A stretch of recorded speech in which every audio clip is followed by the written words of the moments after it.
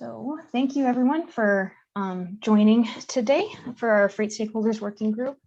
I am going to share my screen right now to show the agenda. But in the meantime, if you could please in the chat, just write your name and your agency down. That'll help us keep track for our meeting minutes of who's attending. So that would be very helpful. So let me share my screen.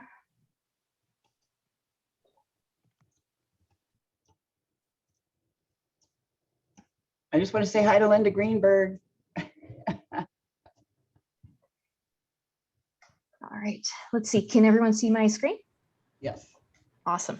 All right, well, thank you again for joining. I'm going to show the agenda. So I know that there's a lot of people on the call, so we won't go through all the introductions, but again, if you're just joining, please, if you could, in the chat, write your name and the agency you're with, that'd be very helpful.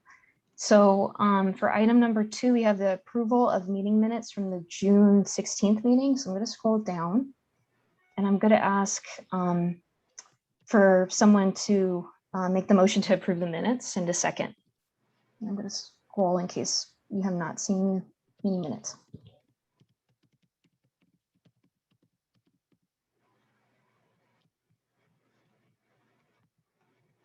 Hi, Carrie. I'll move to approve. Thanks, Ty. Can someone please second? I second. Awesome. Thank you. All right, so we'll move to item number 3. And I apologies, I can't see if he's on yet, but I know someone from Sandag, Jeff Hoyos, had an announcement for item number 3. Jeff, if you're on, would you like to do a quick mention? Yeah, I'm here. Hey, Jeff, thanks. Hi, everyone. My name is Jeff Hoyos. I work for Sandag. I'm on the clean transportation team, and I work with Susan Friedman. And I wanted to take a minute here to just announce that earlier this year, Sandag was provided a notice of proposed award from the California Energy Commission to implement a $200,000 grant that is to develop a blueprint for medium duty and heavy duty zero emission vehicles in the San Diego region. So we're looking at goods movement and transit specifically with this grant. And so we're looking at an August 11th business meeting to get this officially approved from the Energy Commission's side.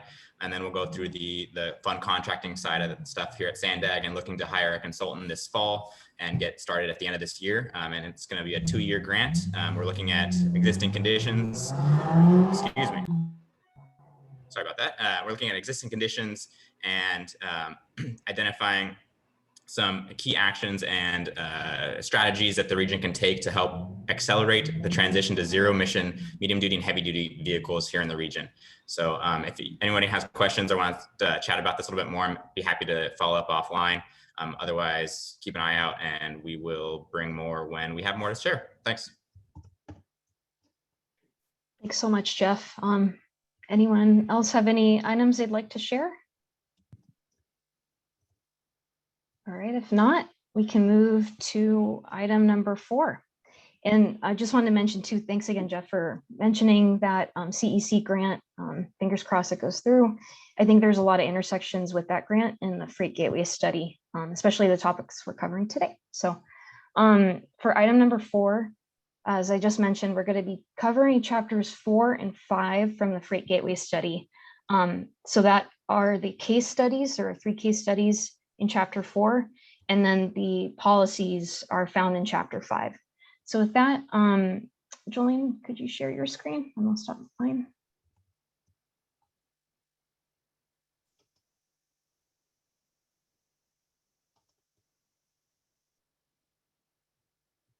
Unmuted. Can everybody see that okay? Yes. Okay, great. And I just realized that my camera is off too, so. Hello. I just realized I matched the presentation today. How coordinated I am. This is a follow-up to a discussion we had with some of the Freight Stakeholders Working Group back in June. So today we'll provide some overview of the case studies that Carrie referenced.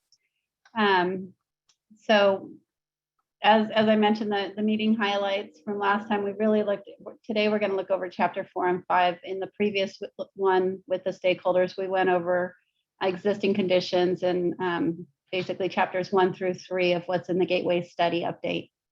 So today we're really looking at the 3 case studies that we covered, and then we want your help finalizing some of the policy direction that we should include in the document.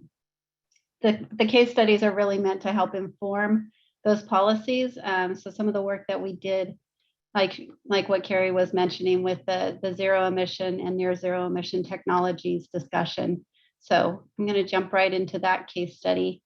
That was a nice segue from having Jeff's update on this, but what we're trying to do is really with this case study is look at what are the opportunities for converting more of the freight fleet to zero emission or near zero emission in advance of what the state's mandate will be for the original equipment manufacturers to sell 100% of these later in 2045. So what we did with this case study is we identified some of the gaps in the acceleration. So what are the barriers? We identified some roles for the region. We looked at the emission benefits of what happens if we can convert certain aspects of the fleet faster.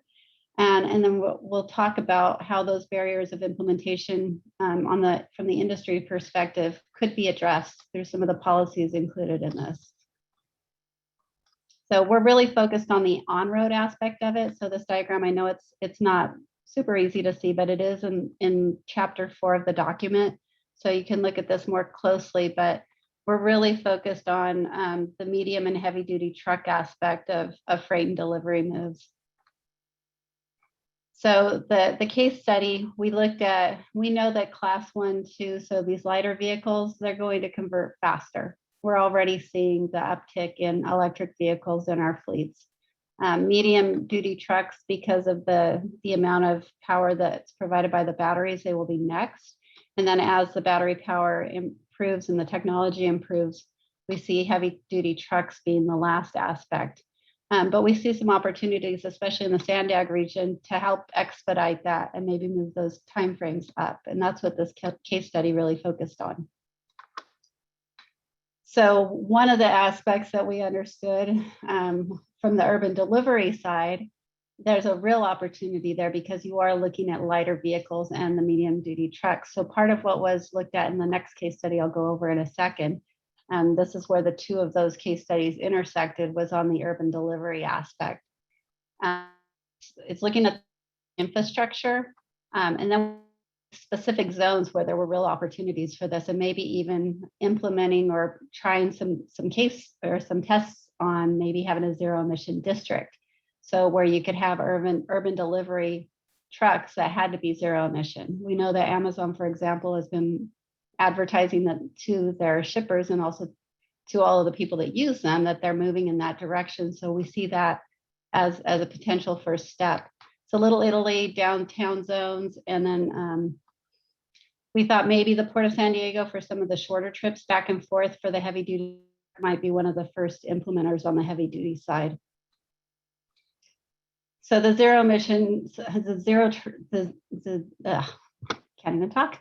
But the ZE trucks that we looked at, we tried doing 2 different scenarios. We looked at what if 100% of trucks using 2 of the key corridors that move trucks in and out of the region went 100% heavy duty truck zero emission.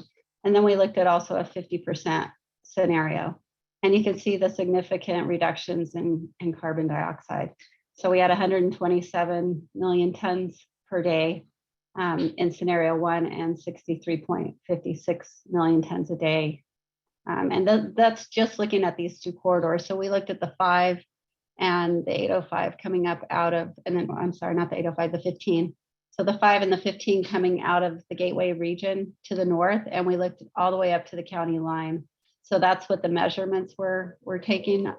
And we looked at the actual truck demand numbers, that both existing conditions and what we know they'll be like in the next 10 years. So the case study talks about what the overall benefits are, and it also touches on the map, the colors. What this really shows is the Cal Enviro screen of zero emission conversion.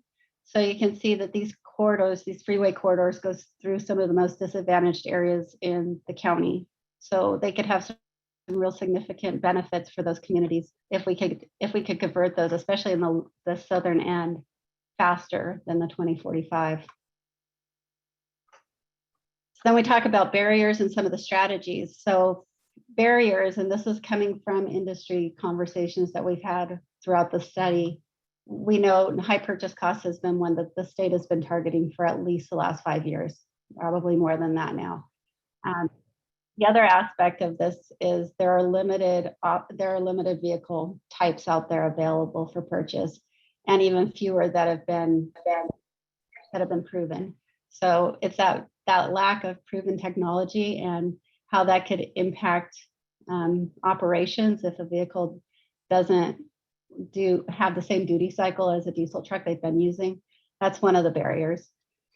The lack of charging infrastructure and the amount of time it takes to charge these vehicles are also other aspects that have been barriers for the industry to convert.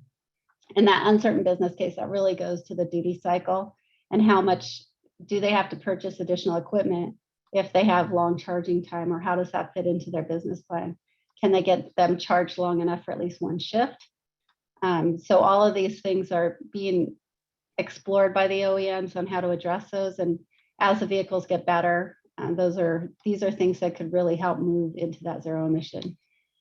So the strategies, we know at the industry level, they've been working really closely with the developers of these vehicles so that the developers understand what the requirements for moving goods are. So hours of day, the operations, even where they operate. So are they experiencing heavy grades?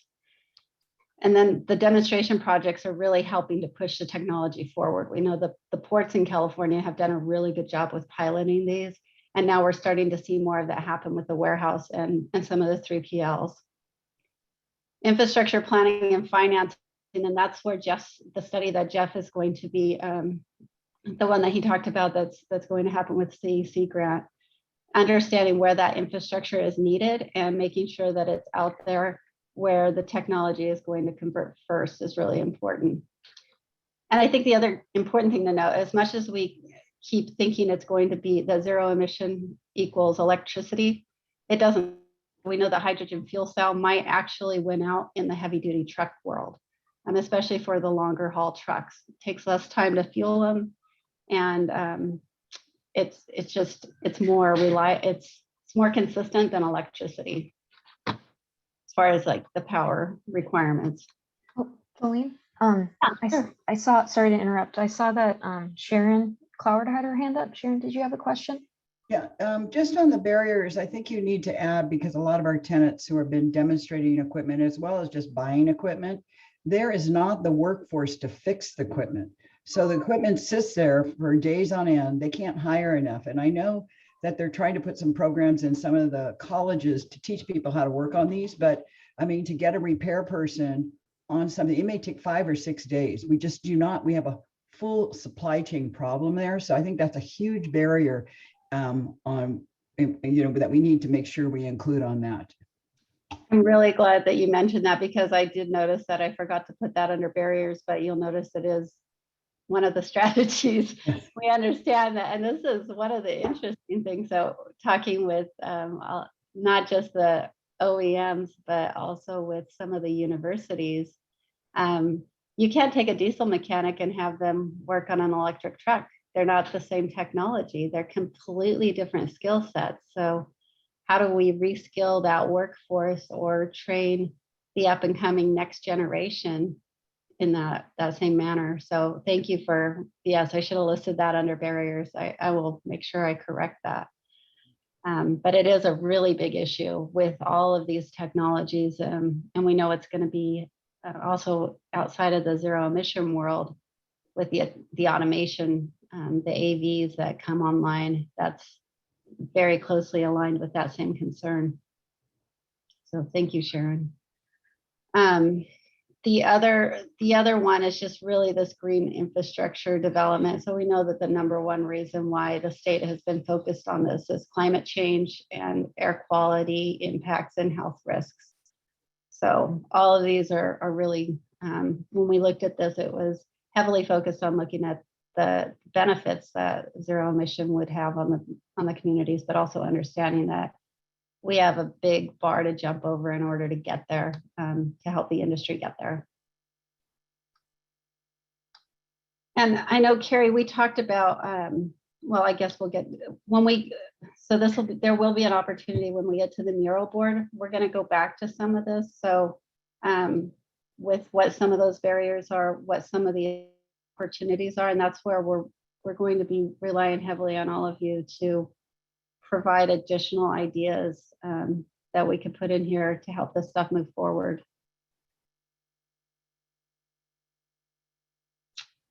Before I move on to the other one, were there any other comments or thoughts on the zero emission case study? Julene, I have a question. We have the trucks that come up from Mexico into the US. You're smiling already.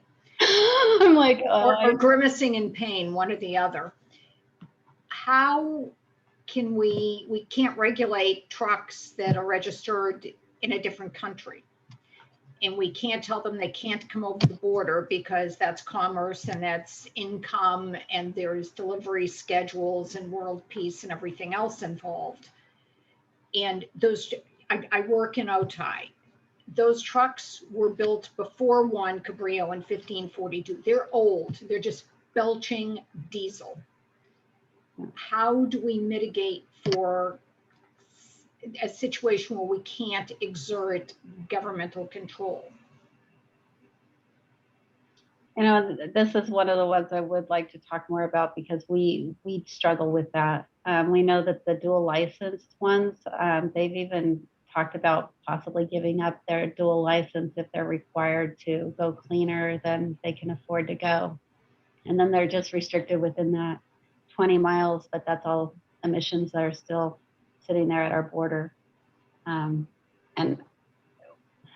so just keep this thought in mind when we get to the policies, because I think this is one of the challenges that we could talk through and try to figure out some ways to maybe elevate it to the federal level, since we know the current administration is really focused on how do we get climate change addressed internationally. So I don't have a good answer for that, but it is one that we struggled with when we were looking at this case study. You'll notice that we started at the border when we looked at those changes, and we didn't go south.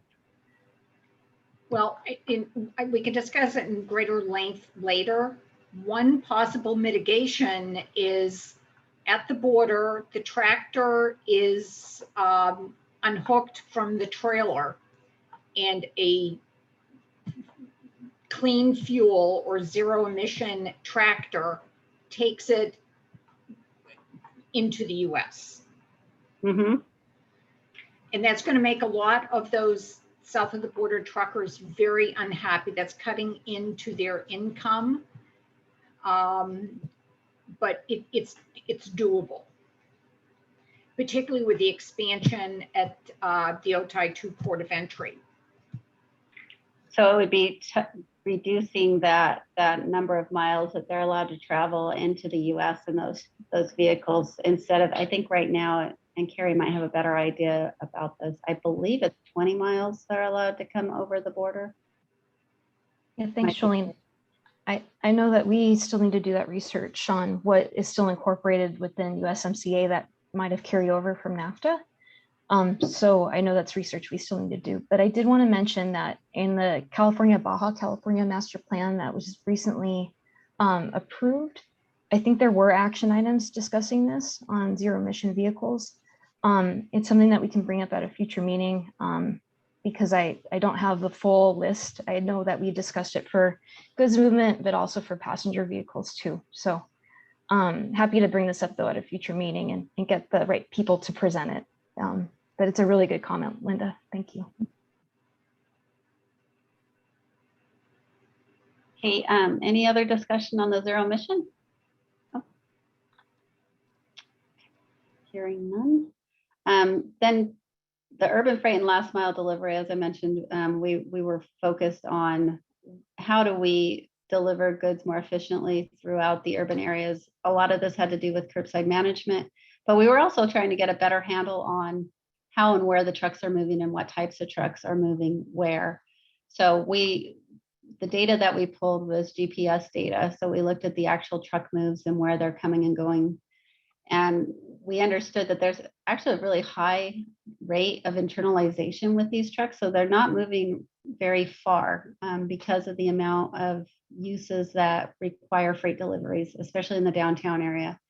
So a lot of this has to do with, you think of your restaurants and the stadium and other major uses like that that require a lot of food or other things coming in to serve that tourism and the population and employment that lives and works in these areas. So the heavy truck activity, not surprising, is really focused at the border crossings, the port, and the airport. So there has been an uptick in air cargo, and it's not significant in San Diego, but we are seeing more heavy truck activity around both the airport and the seaport, as well as the borders. And then we looked at this urban freight study. What we were really looking at was, the task of it was to understand where that first last mile delivery makes the most sense. So how can we reduce the number of trips that are moving through these neighborhoods, possibly through using the mobility hubs and some parcel lockers. That would be a safe place for people to be able to pick up their goods without having additional vehicles go into the neighborhoods. And that especially has to do with the high rises. We know that a lot of the apartment buildings were not built to be able to handle a significant amount of e-commerce packages that are coming to them. So one, you have the vehicles constantly stopping and double parking to try to deliver these packages, but then you also have concerns with people not having a safe place for their package to be delivered. So we looked at parcel hubs as an opportunity and looking at the mobility hubs that were being planned. And we captured a few different types of delivery. So we looked at what type of activity was happening on the delivery side. So with the parcel hub deliveries, we looked at the auto trips that those parcel hubs are generating. And then we also looked at the truck trips that the parcel hubs were generating. And not surprisingly, most of them are fairly local. They don't go that far. The auto trips were a combination of residential demand for online shopping, so how goods were being delivered with smaller vehicles. But the parcel hub delivery aspect also captured the employee trips to those parcel hubs, where people were working and then delivering the goods out. And I think what was really helpful was just understanding the trip patterns and understanding where we could really affect some change. We did two different case studies. One was really focused on the parcel hub and the mobility hub aspect, but then we also wanted to get a better understanding of those first last mile trips for those retail and restaurant establishments. So with this one, we were able to take a closer look at some opportunities to incorporate parcel hubs and certain mobility hubs where it made sense. So the document does have some policy strategies. So if it has heavy transit use, it's within close proximity to residential areas where people might need a safe place to be able to pick up their goods when they get off the bus on their way home. So that we're working really closely with some of the planners that have been working on plans down in that area for the mobility hubs to help understand where they would make the most sense based on this data. And the next piece of data was focused, like I said, on food distribution. So we know that there's a heavy restaurant population in the San Diego area. So we were looking at how these restaurants and these food manufacturers interact. So these trips are showing, so the map on the left shows the auto trips in and out of these facilities that are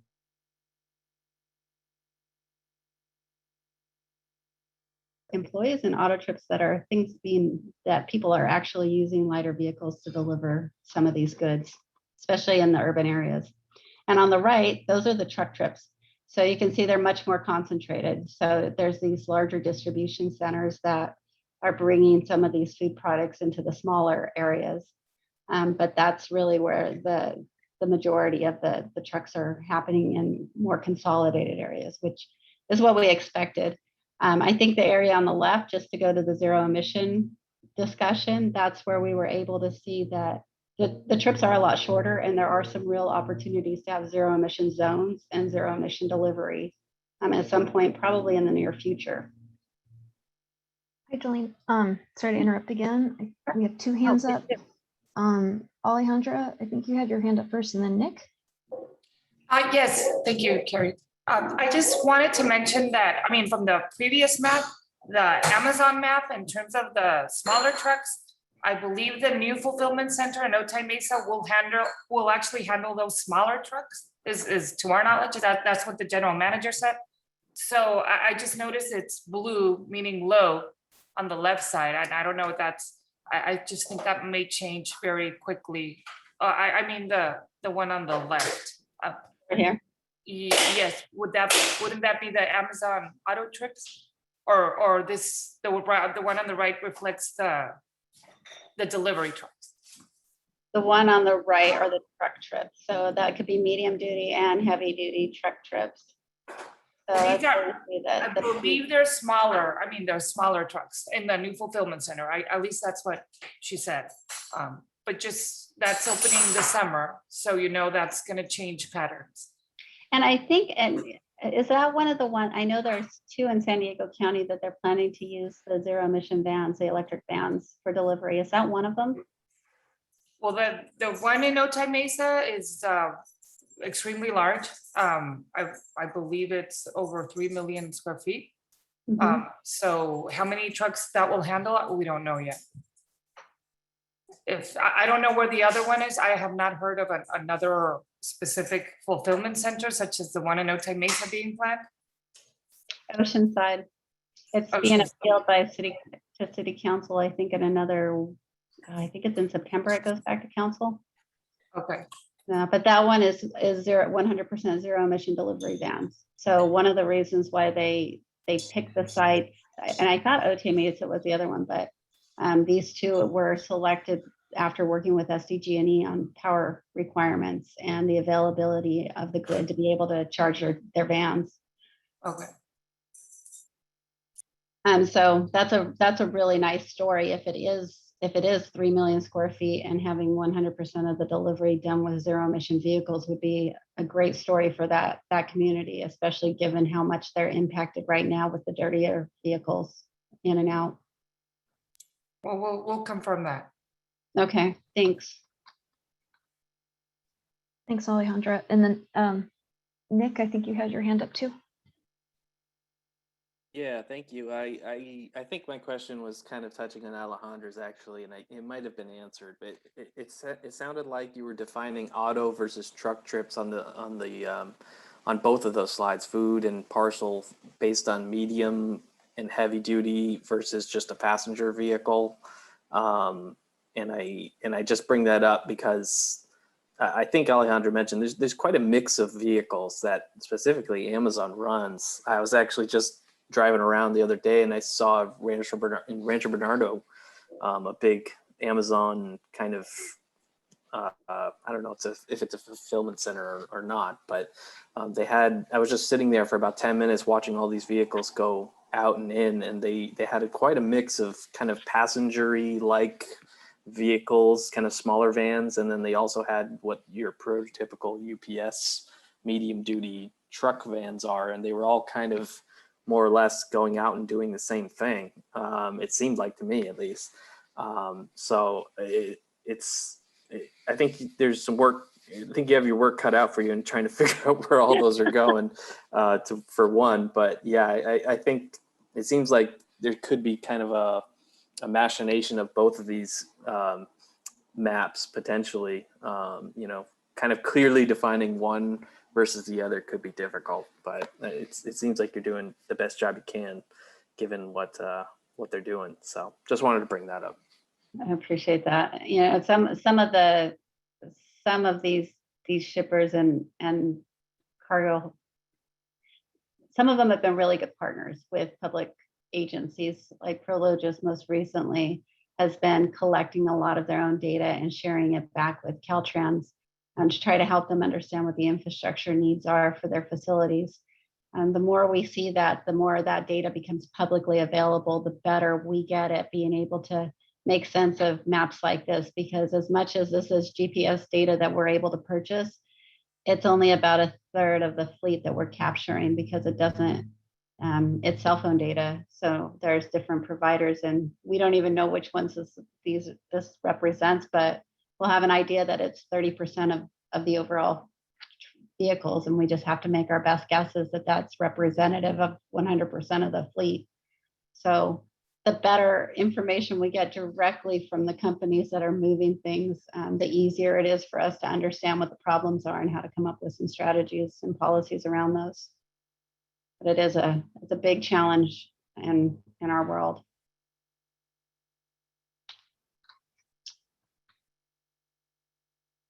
So some of the conclusions that came out of this type of work is just really understanding what the new technologies are, when they're going to become available, and how those are changing for last mile delivery. And it's even the types of vehicles that we're seeing in urban downtowns. So more electric bikes for delivering things. And we know that UPS has been, they've been testing a number of different types of vehicle sizes. We've seen sidewalk robots being tested. Drones have been talked about, even though not as much in urban areas. So there's a lot of things that we've been monitoring to see what's going to be the next big thing and how that could affect goods moving in our areas.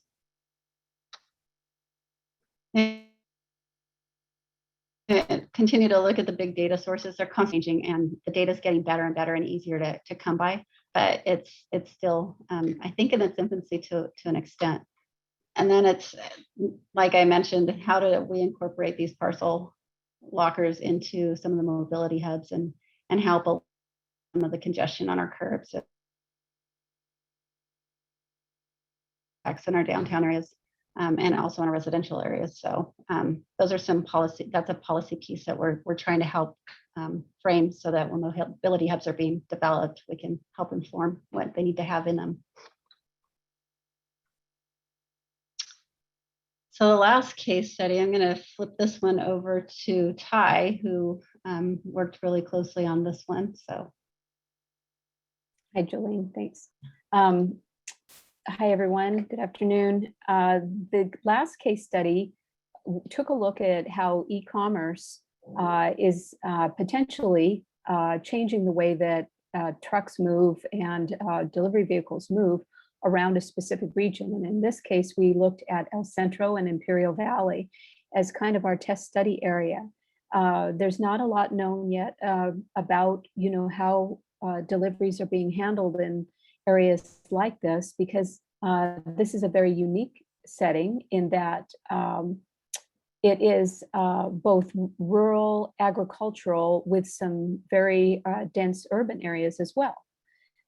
El Centro and Imperial Valley are not unlike the rest of the country and other urban centers, in that they're becoming increasingly dependent on e-commerce, some by choice, and then also some, based on our current climate and requirements to shop that way, because of COVID. So it's reflected in El Centro and Imperial Valley, based on similar national trends.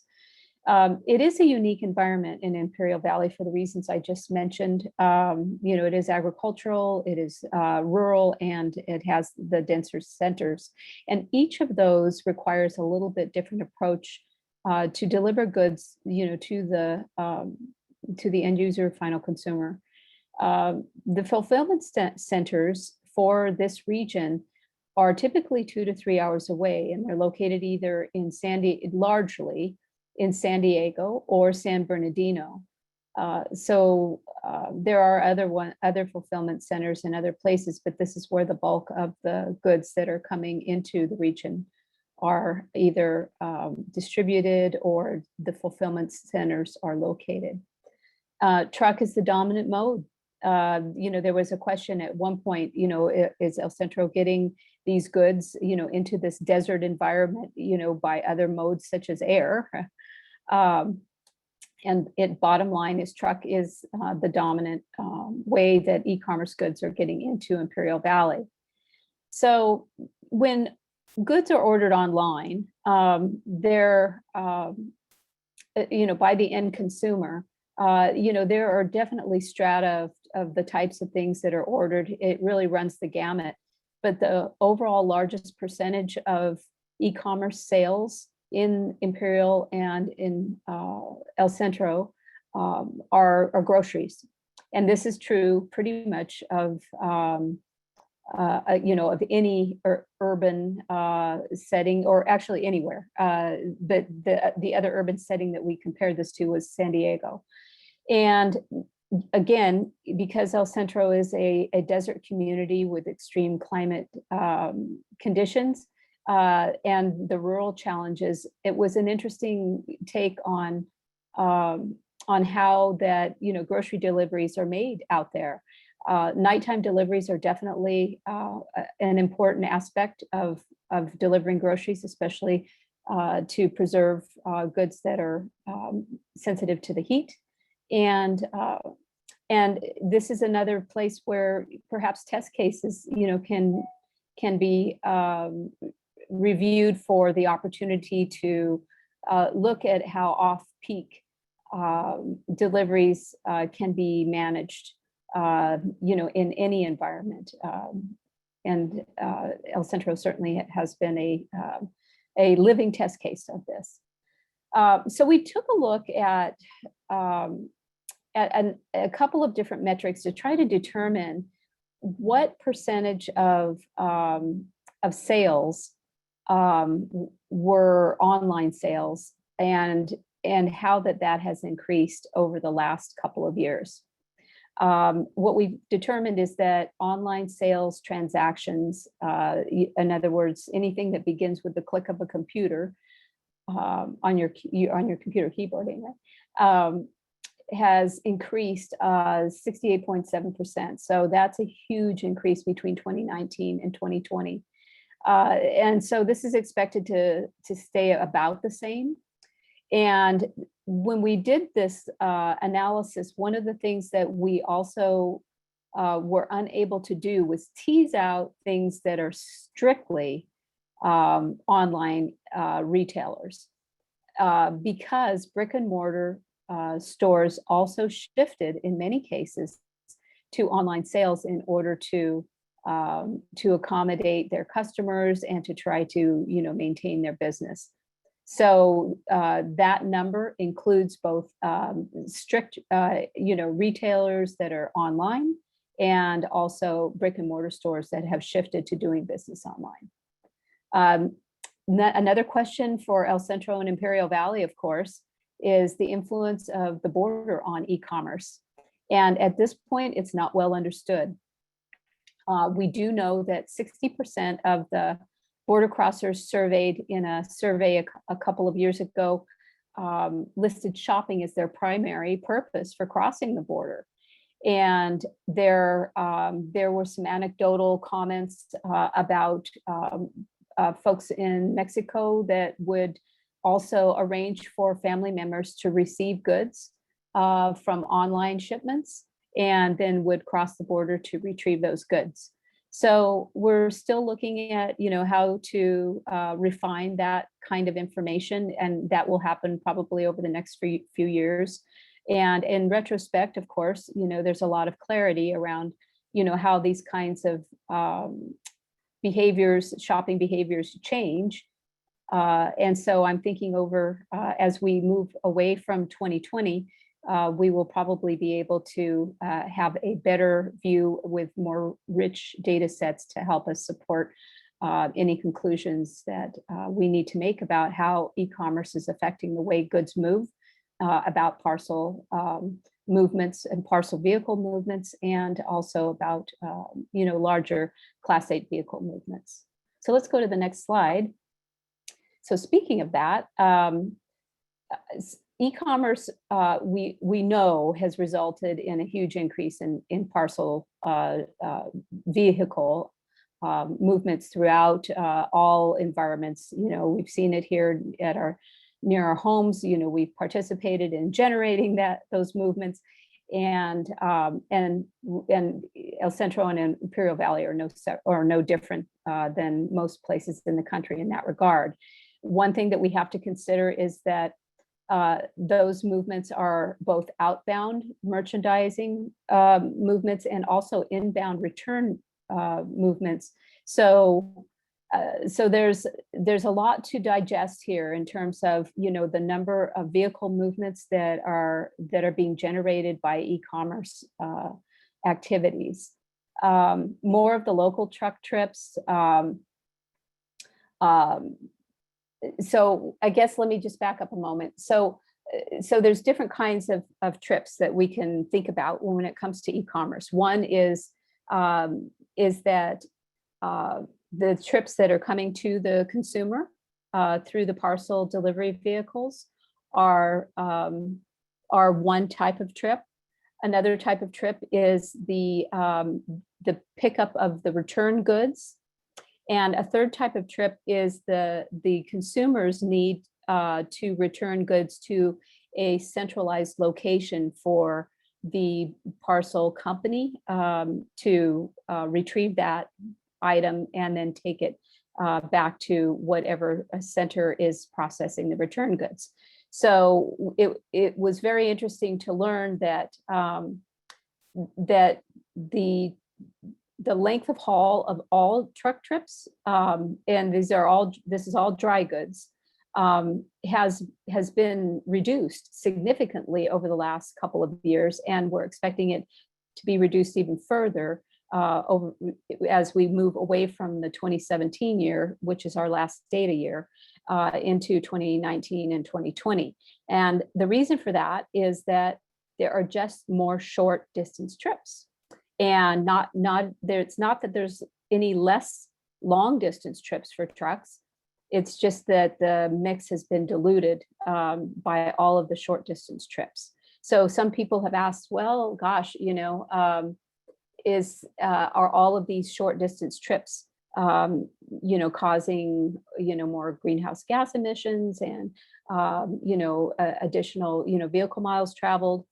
And the answer to that is a little complicated. The initial instinctual answer is yes, but there is also the need to understand that a consumer is still going to buy things at some point and travel, and it depending on how a particular shopper consolidates their auto trips, it may or may not result in more trips.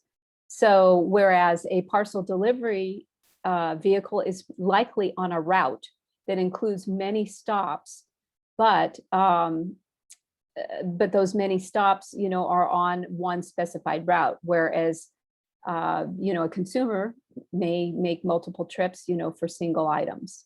So this was, I guess, one of the other outcomes of this study is that there is a need to, continue to look at this, because it'll help us to do what we need to do to interleave our information with all of the information that is in the other two case studies. And let's move on to that next slide. So there's a lot of opportunity to create some planning synergies between those three case studies, and we would recommend continuing to look at these. Because they all have some interdependencies. Zero emission fleets, have some dependencies on those central mobility hubs, and the last mile delivery, is influenced by e-commerce, and e-commerce, could become less impactful, once zero emission fleets are enacted as, a main business model for those that are in the parcel delivery business. So all of those things work together and are interdependent. And we look forward to seeing how those interdependencies continue to unfold. There are infrastructure considerations. There are land use considerations around this. There are opportunities for pilot projects to take a look at the way new technologies, including zero emission vehicles and central mobility hubs, can accommodate goods delivery into the neighborhoods. And policy is our next topic, and the way that we shape policies now will give us an opportunity to work innovatively into enacting other projects and pilot projects and creating infrastructure that supports all of the things that we're learning now in this Gateway study. So let's move on.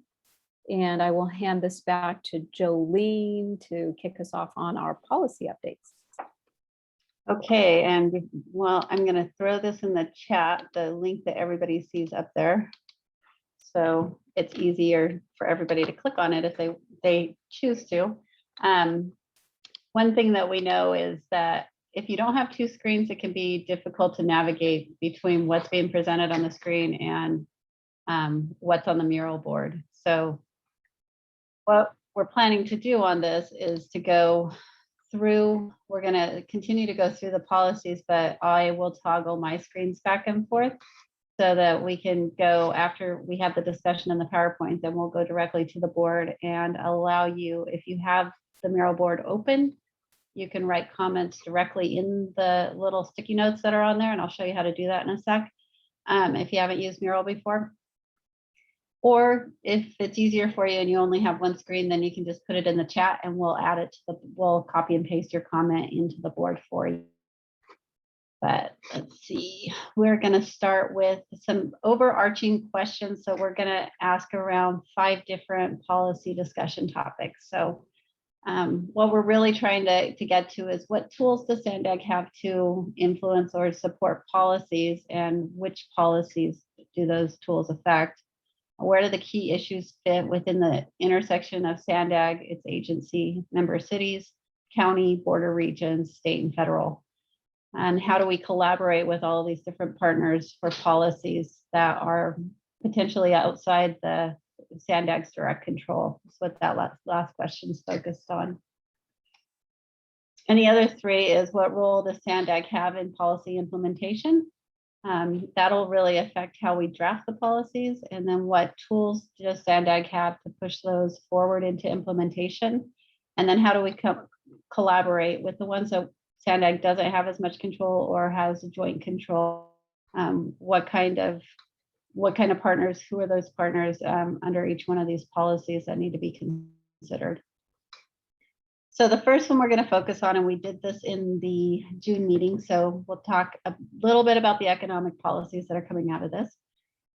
So like Carrie mentioned, there's still some digging that we're doing on the USMCA aspect, especially as it relates to clean trucks. There's also the funding coming from both the state and the federal governments, how that affects our policies, writing policies that help you implement your projects and your programs. It's really critical to understand what the requirements of those different programs have in them. And then understanding the changing market conditions and supply chains and how that might affect our infrastructure planning or land use decisions. And again, with the e-commerce, that's really one of the big drivers right now of land use policies and decisions. One thing that we were talking about internally when we were putting this together, and maybe some of you on the phone, we'd like to get some feedback from you, but sales tax revenue has become a really big deal for cities as they've seen a lot of their retail brick and mortar stores shutter. But fulfillment centers, as long as they're not Amazon, generate local sales tax revenue for the communities that they're located in. So Amazon has a separate deal with the state, as many of you may be aware of, where it's the state takes that sales tax revenue and redistributes it throughout the whole state. So it doesn't go back to the fulfillment center of the city that is located in directly. I think there's probably going to be some push to get that changed at some point in the future, but all of the other ones fall under another rule where it's the place where it resides. So before we move on, and what we talked about, and hopefully logistically this works out okay. So I think the easiest thing for me to do is just to drag my mural board over to the other screen and share the same screen. Oh, I wasn't sharing a second ago. I just realized. Sorry about that. Can you all see this now? Yes, we can see it. Okay. And I'm sorry, you didn't see this slide. Could you see this slide when I was going through the economic policy? Can you see what's on my screen right now where it's a PowerPoint slide? Yes, Yes. and I think Okay. that was also up. Okay, great, great. It doesn't, I can't see usually it does like a highlight around it to let me know that it's on. So I'm glad it was working. Last time we went through a summary of the different gaps so some of the policies were looking at how to address roadway, railway, port, and airport network gaps and overall operations. But the notes that came out of our environmental policies discussion on June 19th, and if you're in the board, you can see these directly, but this is what was summarized on the slide was, so it's really, there was a big focus on developing those clean freight corridors. We looked at oversized, overweight vehicles and what that could do to affect some change in the number of vehicles on the road. That's definitely a federal issue. State really doesn't have any control. That's come up, that oversized, overweight, it's really come up in the zero emission world because battery electric trucks are much heavier than diesel trucks. So there's been some movement to try to up the weight limits so we don't end up with more trucks on the road just because of a slightly overweight battery. We looked at intermodal facilities. There was a discussion around that and what's needed. And Imperial County has some opportunities. We talked about the low sand corridor a bit. Some of it was on the operation side with truck drivers in particular. So that's where we need truck parking facilities or at least areas for them to stop on a short break. So there was some of this with a lot of it was data driven. So there were discussions about origin destination data, how to get better access to that, but there's always the privacy concern from the private side. So it's really those partnerships and gaining that trust to obtain better data was the discussion around that piece. And then again, we had some more low sand discussion around freight. So the low sand freight study that identifies slots for more freight trains coming up the corridor. And then we looked at overall the cold storage facility issue in Imperial County. A lot of the agricultural products coming up require cold storage. And then again, more comments about the Sandag low sand corridor movement of trains and dealing with some of the bottlenecks.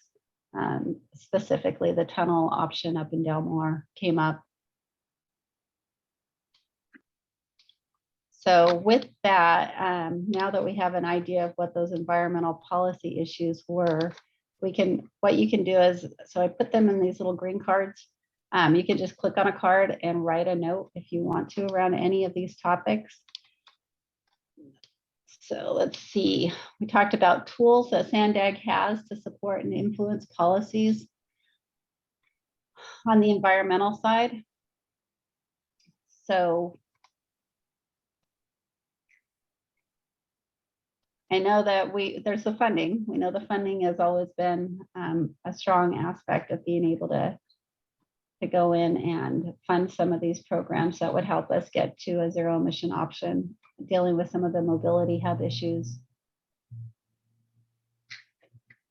So these are the questions here that we're trying to answer. So I put them here on the board so it's easy for you to say. You don't have to talk if you don't want to. You can just go up under environmental policies and just start writing a note. Feel free. Let's see if anybody's put anything in the chat. Let's see. Tim just put the questions that are on the board in the chat as well. So if you're just looking in the chat for those questions, if you want to be able to zoom in on those, they're in the chat box. So thanks, Tim.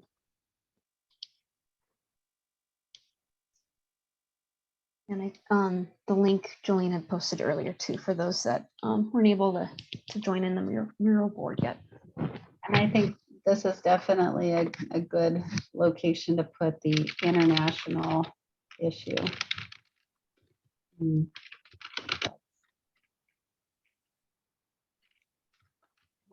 And we encourage or mandate. Yeah, perhaps we can also put the workforce one too. That's a yes. Workforce development. And where we're seeing another opportunity for that workforce development, a lot of cities have their own maintenance fleets, their own vehicles with their own maintenance staff. So how could Sandag help those its member cities move in that direction?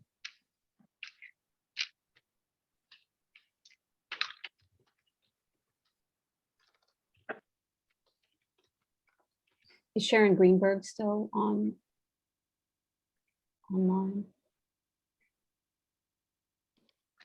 Sorry, Ty, did you mean Sharon Cloward? I'm sorry, yeah, Linda okay. Greenberg. Oh, yeah. That's one of the other benefits of if you can't have the mural board open right now, if you want to come back to it after the fact and add some comments, it does let us know who wrote the comment. So that's always really helpful, because if we need clarification or we'd like to get some feedback on you on a policy that comes out of that, we know who to follow up with, because it'll provide your information.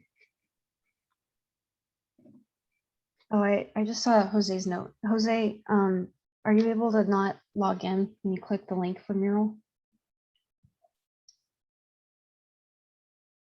Yeah, I just clicked the link and nothing shows up.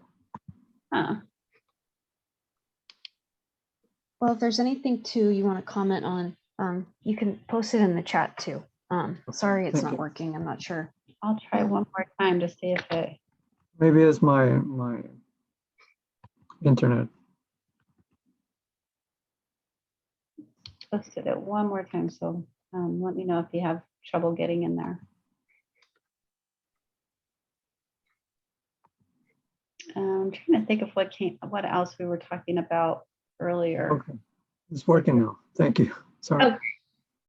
I think it was my network. It was a little bit slow. Yeah, Jolene, I was thinking back to the comments from Alejandra and Nick about just data and getting better, more granular data on those in-between modes that, yes, we were looking at medium and trucks, and perhaps it could fit under this, just because if we want to have more data-driven, informed environmental policies, we need to be able to see what's moving on the ground. And yeah, they brought up those comments about especially the fulfillment centers, how it's kind of the modes serving that are really passenger-sized vehicles, mid-sized vans, which category do they fit under? Okay. Yeah. So I think that might capture better data on delivery vehicle types to help inform where the infrastructure is needed.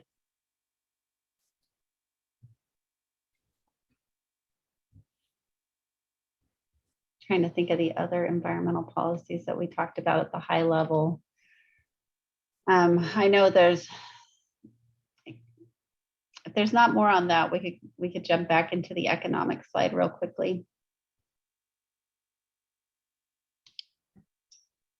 So on the economic policy side, we mentioned funding and a lot of the trade related policies. Perhaps we could talk about e-commerce and land use policies at the local levels, and any additional studies that Sandag's members may be interested in pursuing to better understand market conditions, supply chains, and what kind of demand they're going to have in their communities for different land use types, and then the infrastructure to support those types. So some of what we thought about as far as policies was that interagency collaboration on beneficial projects. So that could have been the improvements that were the idea of coming up with some kind of a transload for clean vehicles at the border might be an option.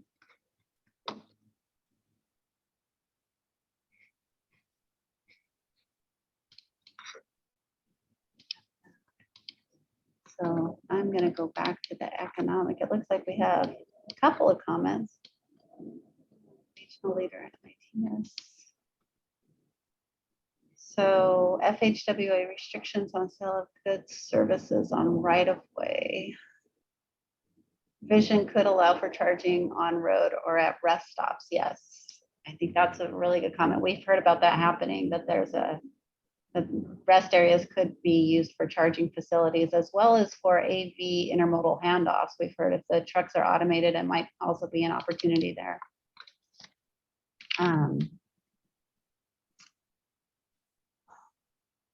This, I think, workforce development kind of ties in here as well. So I might just put in a workforce.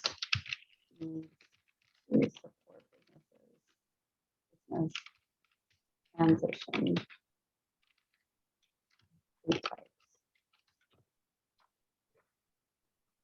Also the jobs piece.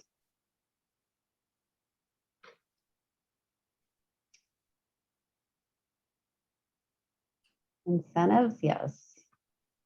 It's a good one. Can we expand on the incentives? What are some incentive types that we could think about to help move the vehicles into that direction? That Sandag could help.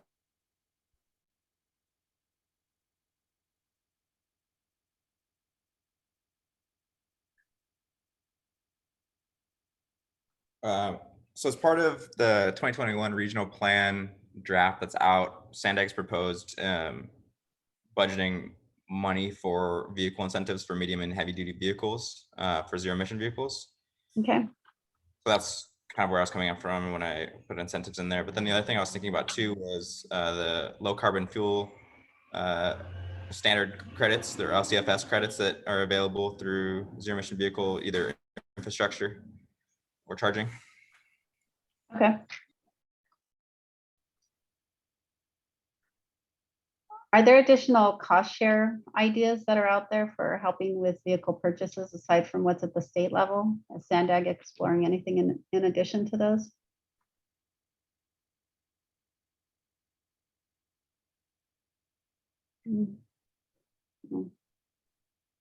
Yeah, I know that we'll be exploring incentives for zero emission vehicles, but I don't, for medium and heavy duty goods movement and stuff, but I don't know.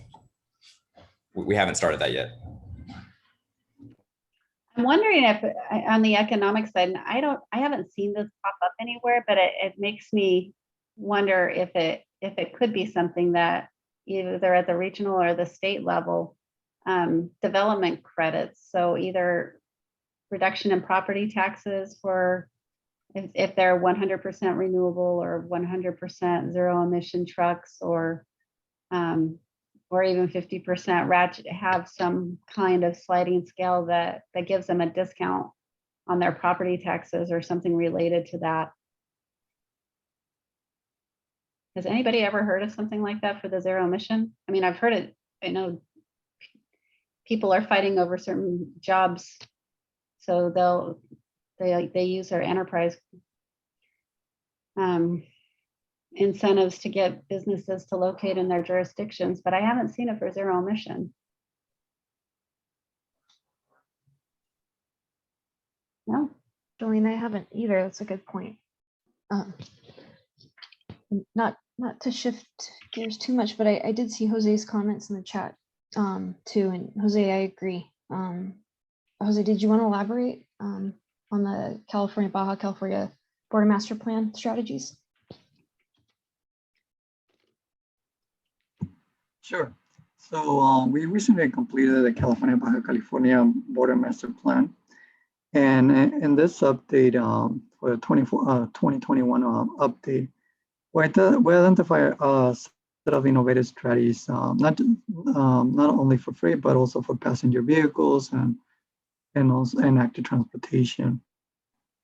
And we in Chapter 5 of the Baja California Border Master Plan, we have about a dozen of innovative strategies or policies that could be implemented that our stakeholders recommended that we should pursue. Those are in Chapter 5, Section 16. And also we develop a concept or white paper where we integrate some of these innovative ideas to address climate change and sustainability in freight. And this can be found in also in chapter 5, page 46. So if you want more, the details on those strategies. And And we have about a dozen of these strategies that have been identified. Okay, we'll take a look at those and see if any of those intersect with ours. Yeah, I think there's a lot of intersection here, definitely. Great, Thank you. thanks. And one of them, just because we're on the economic side, I think it was an appointment system at the border, right? Yeah, that's one of the strategies, an appointment system. There's also there's ITS elements at the border. There's a number of those that you can easily use. And I'll provide the link to the BMP in the chat box. Okay, thank you. I will grab it. I'm gonna probably grab it and stick it in a box on the mural.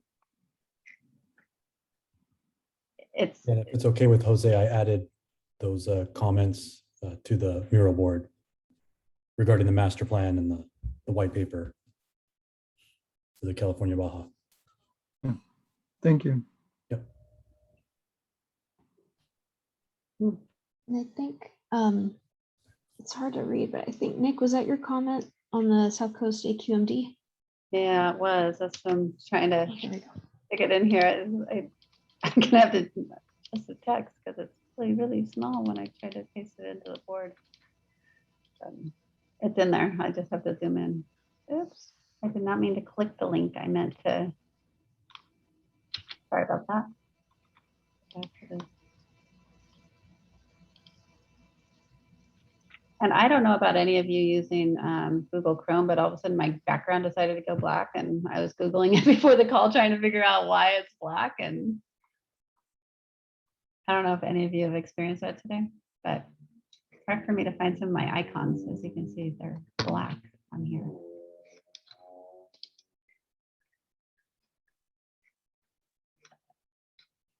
Yeah, Nick, to your point too, we can follow up with South Coast AQMD because that does sound interesting. Yeah, are you able to hear me now? Yeah, we can Yes. hear you Oh, now. okay. So I think it switched microphones or something. So yeah, I'll see what I can find. They were proposing some pretty unique ways to raise money just to fund, for their air just to try and reach their air pollution targets for federal purposes for their state implementation plans. And so they had kind of come up with a whole bunch of different ways to collect money to then shift to cleaner vehicles, which I imagine included zero emission passenger vehicles. So I'll see if I can dig that up again. But it's been fairly quiet on that front a little bit. I haven't heard much of anything happening on that side of things, given that was all pre-COVID, and it's just gone very quiet since then. So I'm not sure what the status is. But if I find something, I'll send you a link of what they were proposing at the time. Great, thank you.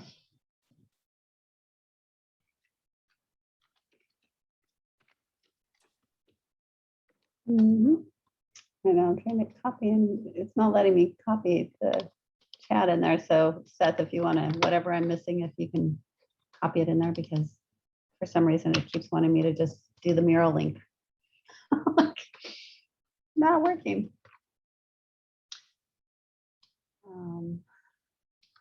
Okay, I think that would be, I think the incentives and credits are really good places to start with a lot of this. We know that there are some sticks that are already in the works, so they won't be able to register their dirtier trucks. We know that that's going to be happening. It's already happening, but we're not really sure exactly how that affects the cross-border trade and the dual licensed or simply licensed in Mexico or Canada, how that affects them. think we've got the appointment system in there, ITS.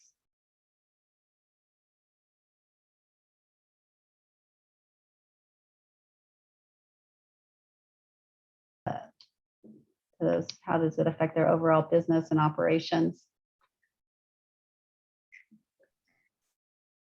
So Alejandra, Alejandra, oh, go ahead. sorry, Ty. Yeah, Alejandra, I think we both just saw your comment there. We can drop that one too in the on one of the stickies. But the comment for those that can't see the chat is one incentive would be no fee crossing at OTI 2 if you're a clean vehicle.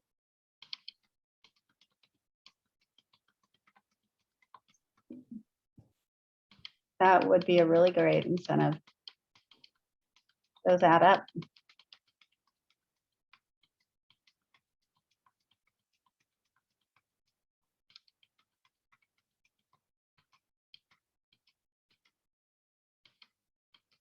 No, I spelled that wrong.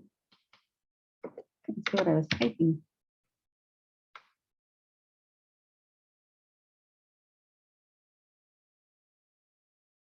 Are there any other economic ones? I mean, it looks like we have Otay Mesa. Oh, we have that twice. Okay.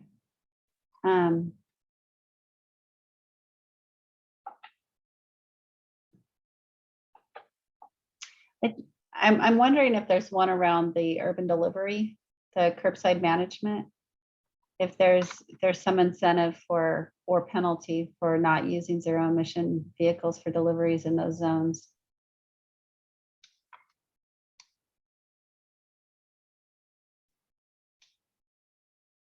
I think that's a good one to add. And looking back at the slides again, we mentioned land use. So maybe land use policies that could potentially encourage economic development, but at the same time ensuring that the fleets are ZEV in some way. Because with any new development, right, there will be, well, goods movement or industrial development, there will be commercial vehicles that will be, yeah, using as an origin or destination. So. Carrie, this is Marissa. I guess if cities in our region ever implement any kind of curb kiss pricing, there could be lower pricing for cleaner vehicles like we would want for maybe smaller vehicles that are trying to better right size the vehicles for delivery of smaller goods. That's a good one. Yeah, thank you so much, Marissa. That's a good one. I don't know how to implement the curb kiss right now, but always wanting to talk about it, Carrie, with you. Yeah. It's such That's a good one.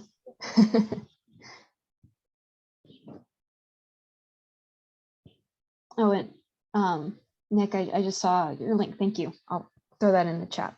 Thanks so much. And I was wondering if one other thing that might come up under economic policies is I've been reading some articles recently where there's a direct correlation, and it makes sense because of supply and demand, but areas that are implementing electric vehicle either mandates or really incentivizing them, where they're seeing a big surge in demand for electricity, are also seeing their electricity rates across the board go up quite a bit. And we know that SDG&E is already, I think that we're still ranked at number 2 in the nation for electricity rates. So how does that affect, even if we have certain rates for vehicles that are less, how does that affect business operation costs for electricity? And what can we do to help alleviate some of those costs?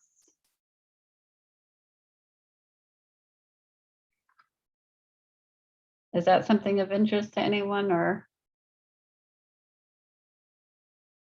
has anyone really thought about it or dealt with it from the industry side?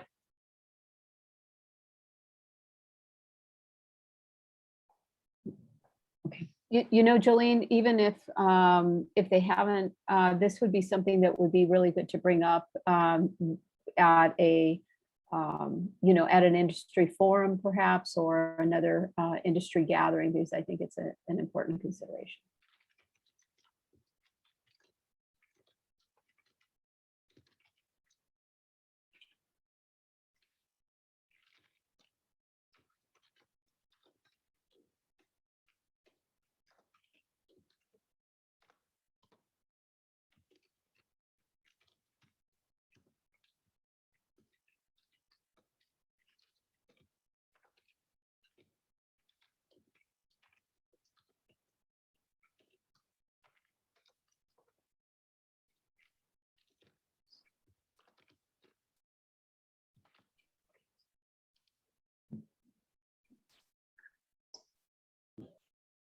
We want to shift over to the next category. Yeah, I think that's probably a good idea. Equity.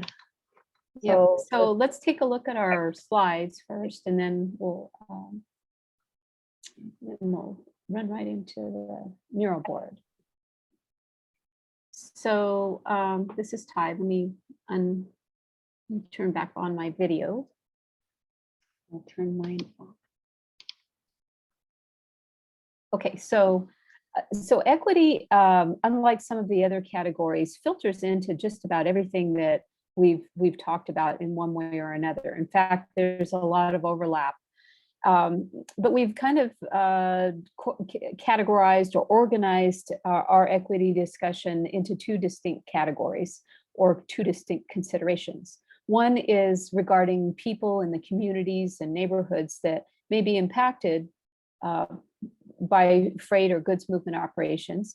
And then there is also the consideration of the goods movement workforce and small businesses, and how they may be impacted by policy decisions.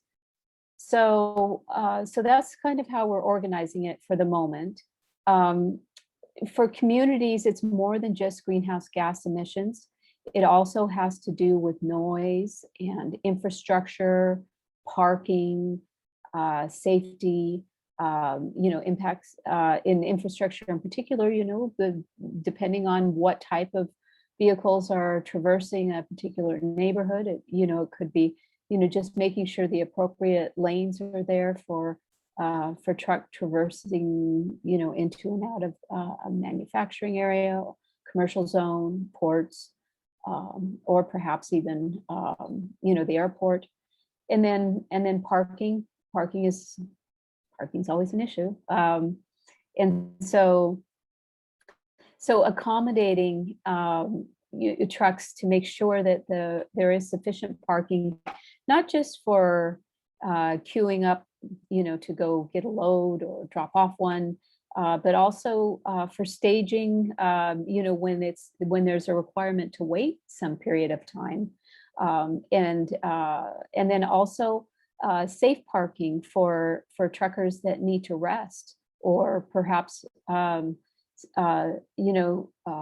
stay and wait for their next dispatch in the long haul realm. So there's a lot to parking, and that also includes parking for small business operators that may be a one truck owner operator, and includes policies that help them determine where they can park, and when, and how to keep it convenient, safe, and near their home.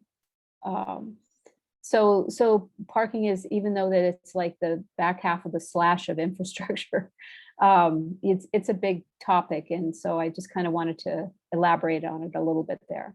Then the other piece of this is workforce and small business impacts. Policies that will ease access to funding so that small operators, including Mexican operators that may be crossing the border, are able to access the required funding that they need in order to convert their major investment in their truck into a clean vehicle. And converting to a clean vehicle means giving up, their current investment. So these are all things that, that are can be policy driven to some degree. And then, streamlining any regional and local regulation that helps to, to create those opportunities for access. And then I wanted to say that this is also a place where, the workforce discussion, and the lack thereof, it needs to be considered, because it's not only that truck operators are in short supply, along with the workforce to help maintain, the new clean technology trucks, but there's also education to be considered. So policies that help promote education, training, and encouraging, our young people to consider these types of professions is something to be considered. So, taking a look at SANDAG's and the local agency roles around all of these things, this is our opportunity to get creative. Some of the things that we've originally thought about were helping to establish equity policies, both regionally, and continue SANDAG's good work with their social equity working group. So I'd be interested to hear a little bit more from you all, about what other, social equity or equity working groups might be helpful. And then stakeholder organization, agency collaboration. My goodness, this is an opportunity for, when a policy is considered to be enacted by, one jurisdiction, keeping things consistent across jurisdictions, it creates all kinds of efficiencies for private industry to meet those, whatever those particular policies are in the form of either regulation or, advantages for accessing funding. Then ease of access to education, we talked about just now, to help support the business transition to zero emission vehicles. And then guidance, SANDAG, perhaps a role could be guidance on policies affecting, small truckers, for example, with parking. And then also local hire provisions. So all of these things are ideas, and I, encourage you to start thinking about what you might put on that mural board to help SANDAG determine, what they think or what you think that they could be most helpful with, for the region. And I see Alejandra's hand up. Alejandra.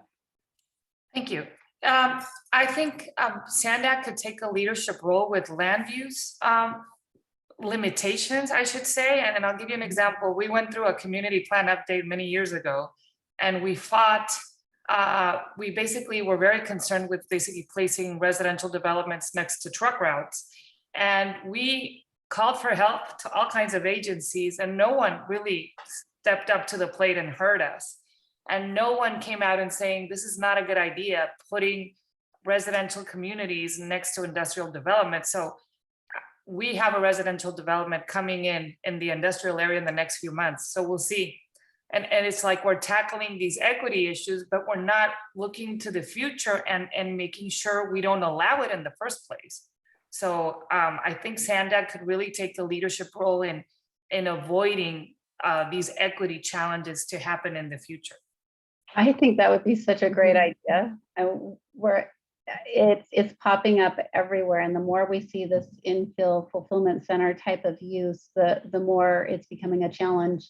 A really good example recently that we're trying to help the city of Manteca out with this issue, because they let residential go up on one side and industrial on the other. And now the residents want all the trucks off that street. How else are they going to get into entitled property? So maybe it's some kind of guidance that you can provide cities with when they're making these decisions, especially as they're going through general plan updates or specific plan updates or requests for zoning changes or general plan amendments. It's just some policy guidance to help your member agencies avoid those kind of conflicts that they're going to end up faced with. I think this is a role where education for the local jurisdictions that are part of Sandag would be really helpful. And this has been proposed, before, especially when there was, discussion around deployment of, new technologies. So, yeah, Elisa, I see your hand up. Yes, thank you, Ty. And sorry not to turn on my video, but I had a power outage and I'm working from my phone. Oh. Anyway, I was wondering also on the equity policies, a way of referencing equity policies that are being developed statewide. We have, Caltrans, California Transportation Commission, Air Resources for California Energy Commission. They are all developing equity guidelines and a way of supporting those state policies through our regional, approach. And also thinking, for instance, I know the Air Resources Board had a air quality and land use guidebook that recently, it's pretty old, but they recently, in the last, I think, 2 to 3 years, updated with a technical advisory also related to, air quality, thinking about the impacts on air quality for communities based on land use and co-location. So again, kind of trying to tie regional policies to statewide policies. That may be something that can be supportive of, the larger work that our state agencies are doing. Good, that sounds great, Elisa. I do have a quick question for you. What was the name of the technical addendum to Let me find the correct title and I'll put it on the chat. On the chat. Perfect. Thank you. Thank you. That sounds great. Wondering if that is the AB 617, the Communities Cleaner Action.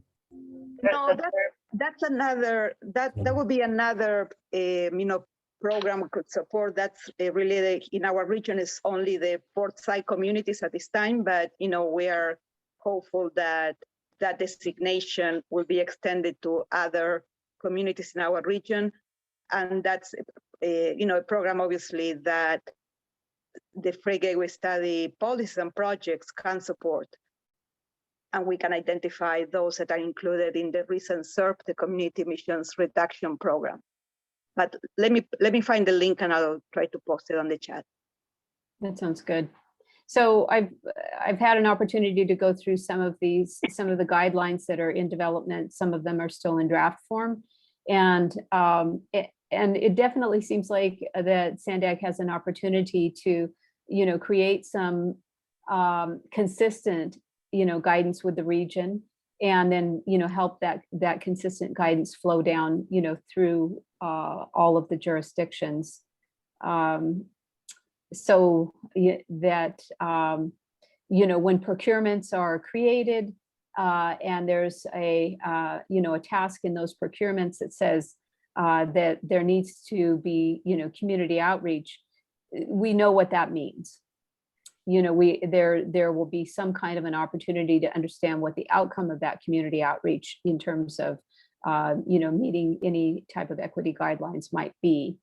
So for everyone that's on the call, does your agency currently have an equity policy? And, can you perhaps, suggest where you think Sandag might help, with refining yours or incorporating yours or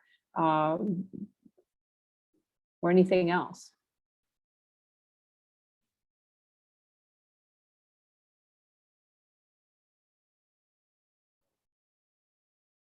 So I'm going to pick on a couple people.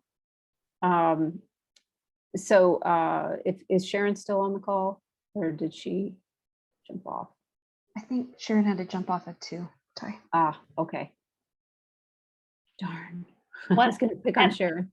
I'm really curious, at the federal and state level, there's been the requirements for SBE, DBE, WBE, but as far as the makeup of the companies, especially the larger ones that fall outside of having the smaller designation, what kind of incentives might there be to help encourage companies to be more mixed within so that they're more representative of the cities and the agencies that they're serving. Because I know that's something that some companies are doing really, really well with looking at gender and cultural and even age differentiation within the firm to help provide better perspectives. And I think that's part of what this equity is really looking at, being able to talk to those different groups better. But what could be informed through RFPs that help incentivize companies to be more diverse within themselves so that you're working with contractors and consultants that better fit within your goals of equity.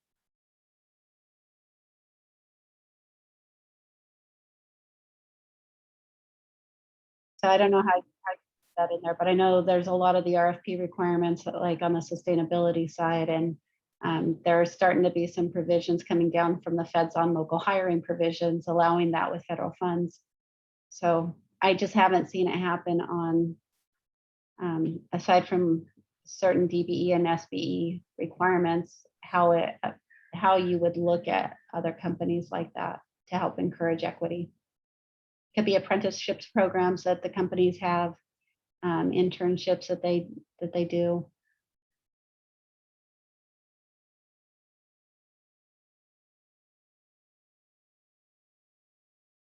So do we still have Frank from Chula Vista on the call? Yes, I'm still on the phone. Oh, okay. Hi, Frank. I'm going to pick on you.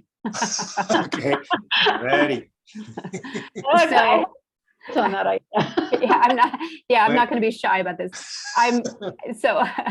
So Frank, I know that Chula Vista is on the forefront of doing a lot of, technology and innovation kinds of things. And we'll talk about that in a moment, because that'll be another topic.